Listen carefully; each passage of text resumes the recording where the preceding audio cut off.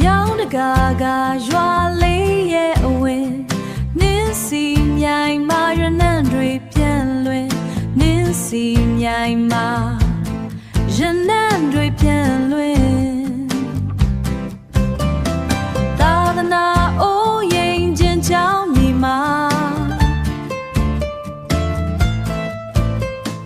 မေတ္တာအိုးအိမ်ဒီဆောက်ထား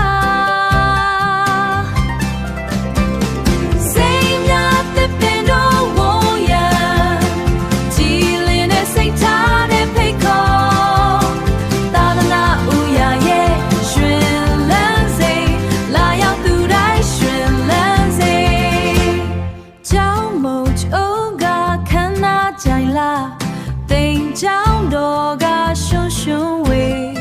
အလူရှင်တို့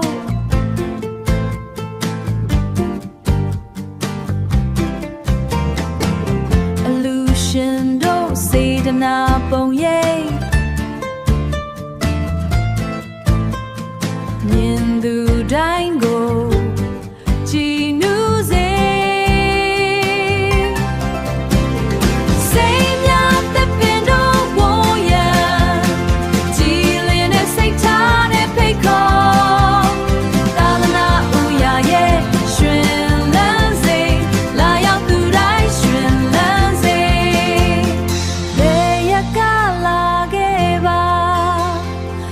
ဒါရေးစဉ်ပြန်ပခါ